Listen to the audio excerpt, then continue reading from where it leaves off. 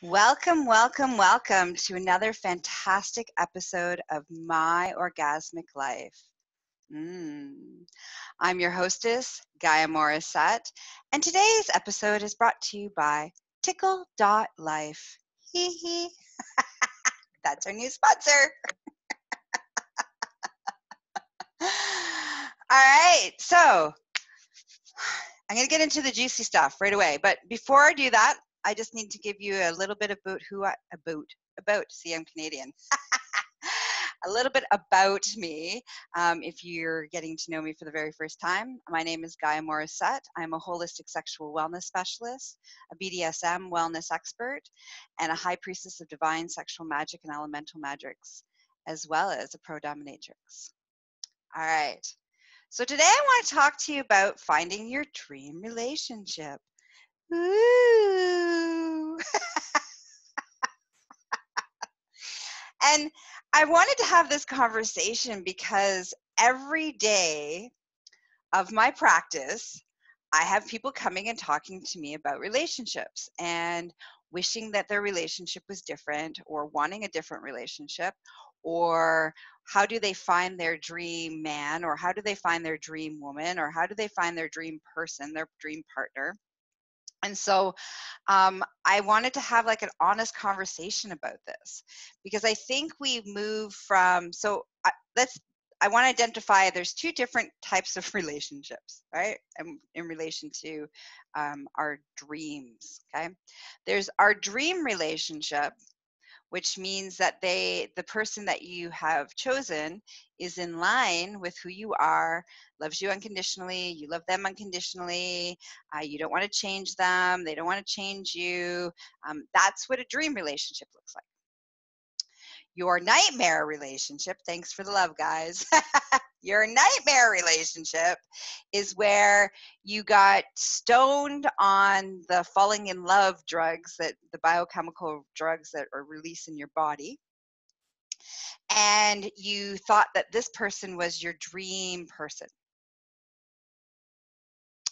And the reason that you thought they were your dream person was because you were high on dopamine, you were high on oxytocin, you were high on all the biochemical drugs that were being produced in your body when you first meet somebody.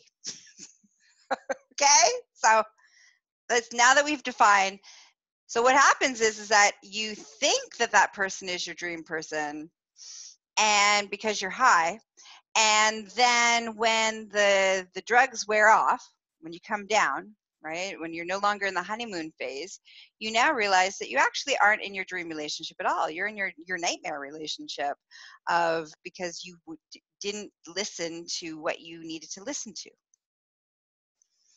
All right, so I know that's kind of harsh, but if you spend any time with me, I only share from a place of love. So if I say some stuff that you don't like, it's because I love you. Sometimes we need to have honest conversations, and we don't always like what comes out of those honest conversations.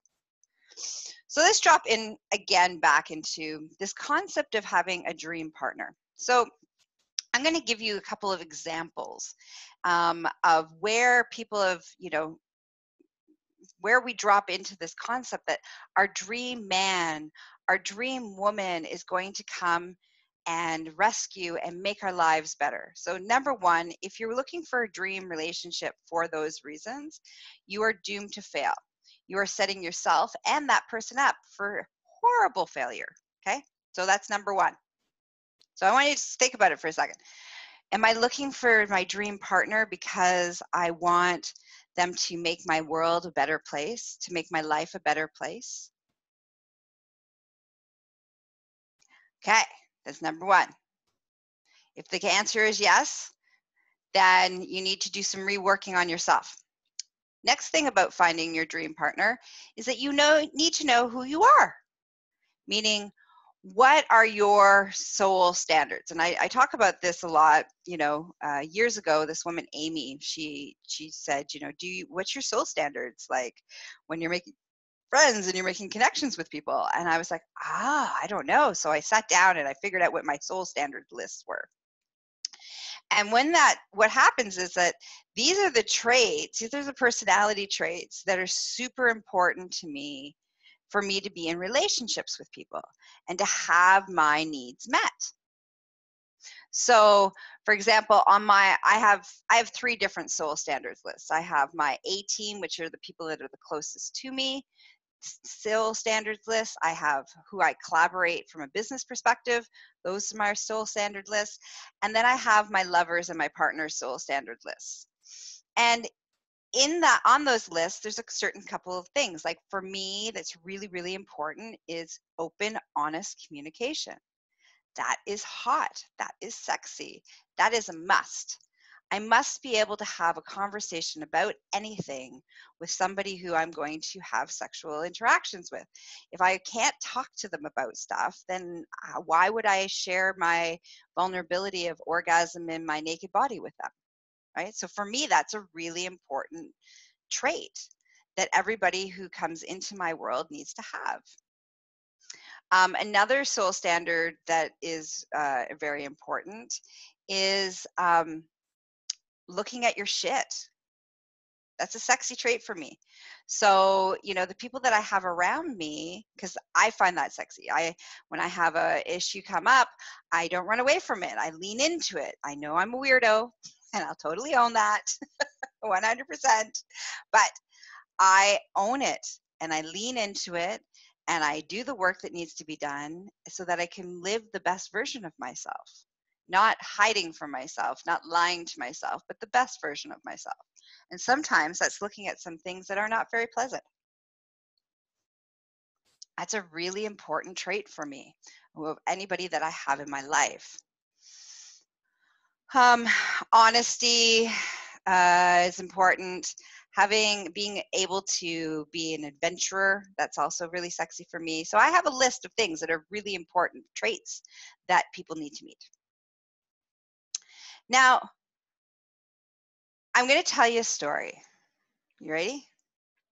So once upon a time, years ago, when I was a wee lass, which, was a while ago because I'm now 45. So I decided that I knew when I was a little girl that I didn't want to have children, that was not my calling, that my calling in life was not to have any children. And I was the oldest of 6 kids, and so I did a lot of, raising of my siblings, and, I was super responsible, and so I did a lot of parenting when I was a child. So, between that and not really wanting to have children, I kind of felt like I'd already done my maternal duty to the universe. So I made the choice that I didn't want to have children. So I decided that I was really going to stick true to this choice of not wanting to have any children.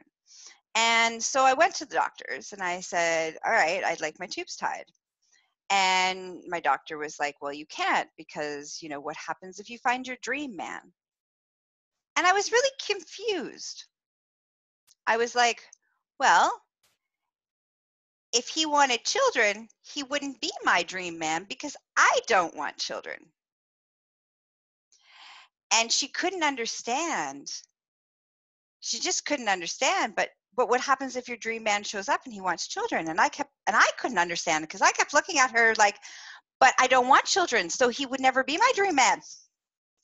And so we went back and forth between this concept of, this dream man showing up and wanting children, and then I wouldn't be able to provide him with children because I, tied my tubes. And so the thing is that if this was only one time I had this conversation, I'd be like, oh, okay, well, she just doesn't get it. But then I went to the next doctor and I went through that process again. And I, there's lots of times where people will come up to me still and they're like, oh, do you have any children? I'm like, no. And they're like, don't worry, you'll find your dream man and then you'll have children. And I'm like, but I don't want children, so he won't be my dream man. So if you're listening to this and you're like, I totally understand where Gaia is coming from, that means that you're on point, which means that you're good. You're good, you're solid.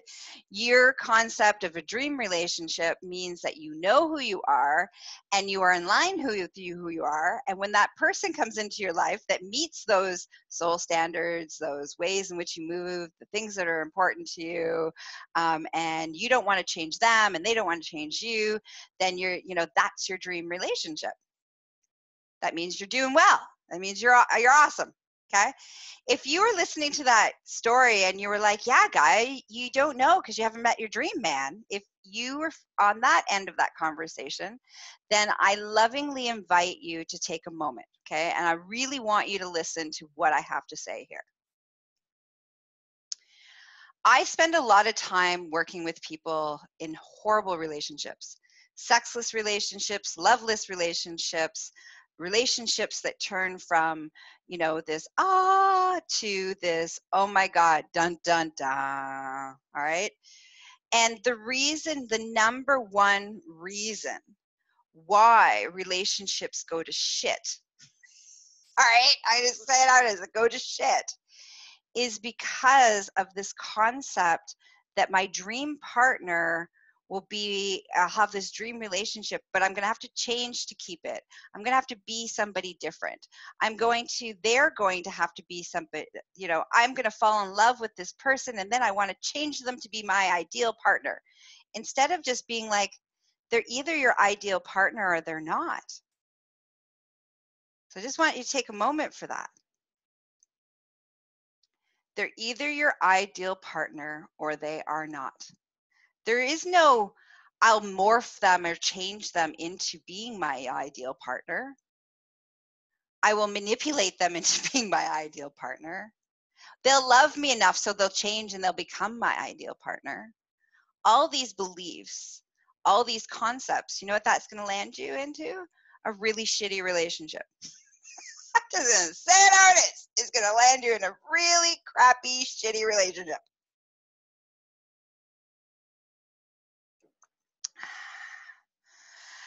Often I hear people say, oh, this is so much fun, but I'm going to have to give this up once I fall in love. So let's drop into sex because, that's my wheelhouse, all right? One of my wheelhouse anyways. And so often I'll be like, well, why do you have to give this up? If you fell in love with somebody that was okay with you being kinky, then you wouldn't have to give it up at all. You could not only be in love and have a great relationship, but you also could explore and be your sexual self. Another time, often I hear things like, oh, well, I'm not going to be able to be my sexually liberated and free self because, they're not going to like it, or they're going to be insecure, or they're going to be jealous, or they're going to be all those things. So my statement to those people are, well, how about you don't choose a relationship with that person? You choose a relationship with somebody who is working on their shit and their own insecurities and thinks it's hot that you're a big slut and, are turned on by who you are as a sexual being and are turned on by who you are as a lovable being, right? That these are the things that they enjoy about you instead of wanting to hoard them, change you, or manipulate you. And what does that mean? Well, what that means is that you may need to wait a little bit longer to actually get into a relationship. A true, healthy, the relationship that's going to work for you. But in the meantime, doesn't mean that you can't continue to bond and connect and create relationships and companionship and all those kinds of things. You can have all of those things, but that deep soul connection that people talk about all the time, of that deep, deep level of love and intimacy and partnership and vulnerability, these kind of places, you may have to wait until you meet somebody that actually meets who you are and your soul standards and how you want to move in the world. If you love, so for me, anybody that comes into my world, because you all are, love to listen to my adventures of my life. Anybody who comes into my world, my harem, my, sexual relationships, and friendships, the number one thing is that I'm a nudist.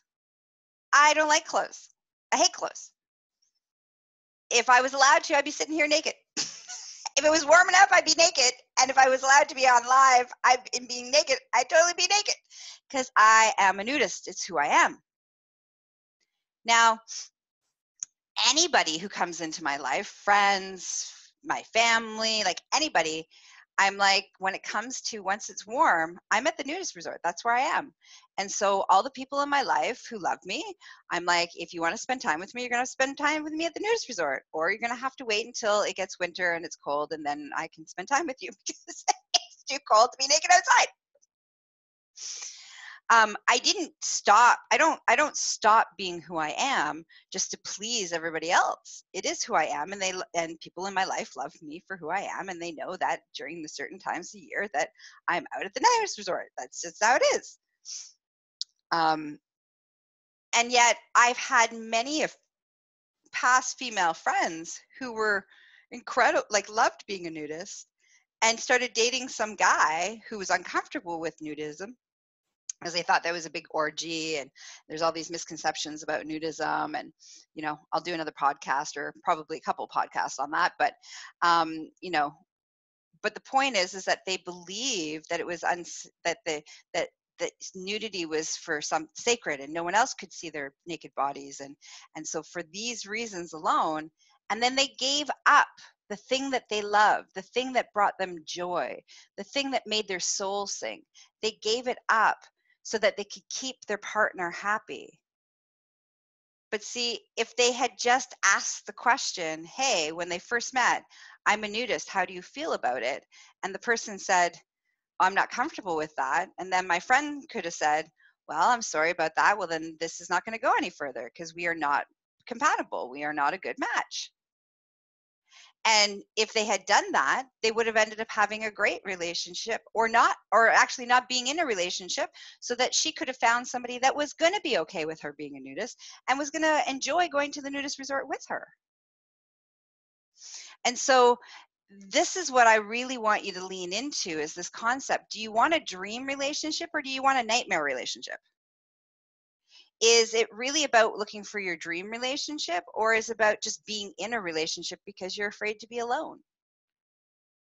These are the things that I want you to lean into and really think about. Because remember, your dream partner, or in my case, partners, being ethically non-monogamous, is that your partner or partners love you unconditionally for who you are, and you love them unconditionally for who they are. You're not going to always agree on everything, but you're going to be okay with whatever your partner chooses. The core of who they are, you're not going to expect them to be somebody that they're not. And the minute, and I want you to really look at this, the minute that you are like, well, they're wanting me to, maybe not go out with my friends as much. Oh, well, I can do that. Or, oh, I can't have that hang out with that person anymore because they're not okay with that. Or I need to stop wearing those clothes that I normally wear. Or I need to stop going and, hanging out so much with my, family. Or the minute that you start to feel like you need to change who you are, not because it's in your best interest for yourself, that you're like, oh, this no longer serves me. We want to change and grow and develop all the time. But you feel like you need to stop being who you are so that you can keep your relationship. Then you've moved from dream relationship to nightmare relationship. And it just goes down and down and down and down and down and down until you end up in a horrible relationship that either implodes or you stay stuck in it and being miserable in it. Okay? So I want each and every one of you to find your dream relationship or relationships, because we all deserve to be in companionship and partnership with people that bring us joy and light us up and accept us unconditionally for who we are, just like we accept them unconditionally for who they are. And it doesn't mean that we're two peas in a pod and that we agree and believe the exact same thing all over the place, but the major pieces are in line. Okay, so here's your tip to start that process, because I think most of us don't really know what it is, what are these core things that are important to who we are and make up who we are, that are like non-negotiable, like I'm not changing who I am. So I want you to write, here's your tool. I want you to do 2 lists. I want you to come up with a soul standard list, so all the personality traits of that you're looking for in your dream relationship or relationships. That's the first list. The second list that I want you to write is all the things that are super important to the core of make up who you are. So I would say, okay, so for me, these are the core things that make up who I am. I love to go on adventures. Frolicking in the jungle with monkeys is important to me. I'm a nudist. You know, I'm sexually liberated and free and kinky. I'm ethically non-monogamous, so I have a harem, and I'm pansexual. What else? That's really important to me. And I love to lean in to why people do what they do. All right, so psychology is my jam. All right, it turns me on having those conversations. So these are the core that kind of makes up who I am. So if somebody was not okay with who I am sexually, not okay with kink, not okay with ethical non-monogamy, not okay with me being a nudist, and not okay with me traveling, they don't have to travel with me, they don't have to go on the adventure with me, but are not okay with me traveling to go on these adventures, we would have a problem, serious problem.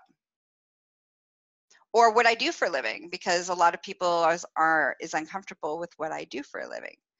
So these are things that are important. So the people that come into my life have to be okay with those pieces, and not just okay with it in a tolerance sort of way, but kind of find it cool and hot and sexy and adventurous. And yes, I want to spend time with you because these are the parts that make you up, that make you so awesome. So you need to write that list, because that's an important list too, because too many times we've been taught to give up who we are to have somebody love us. So figure out who you are, figure out who you want to spend time with, and then you start to have a roadmap for actually getting into to have a dream relationship or dream relationships. All right. So that's it. That's all for today's lovely podcast. Thank you for everybody who listened. I just want to do a kind of quick reminders. So number one, if you don't know, if you're having a hard time coming up with those lists and you don't even know where to start, please reach out to me and I can support you on that adventure. Okay, so you can find me at succulentliving.com. For all of your, relationship and sexual wellness needs. For all your BDSM exploration and education needs, you can find me at empressgaia.com. You can follow me on all the social media platforms under Gaia Morrissette or Empress Gaia, or both. And don't forget to start listening and downloading and following My Orgasmic Life, which is my podcast. So I'll say it again, it's My Orgasmic Life. And you can find that on your favorite podcast platforms, Spotify, Apple, Google, iHeartRadio. It's all on all the platforms.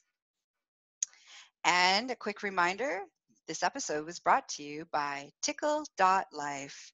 All right, everybody, have a deliciously wonderful day. Actually, one more thing. And don't forget, I don't know if you know this about me, but I teach a lot of fantastic online courses. Everything about relationship styles to sex to all sorts of cool courses. So they're both guided and self-study. So you can find that at succulentliving.com under Work With Us. It says online courses. And also I'll put the link in here in the show notes. All right. That's it. That's all. May your day be filled with adventure and self-awareness. Bye-bye. And a little bit of sexiness, of course, or an orgasm or two. Hee hee. Bye.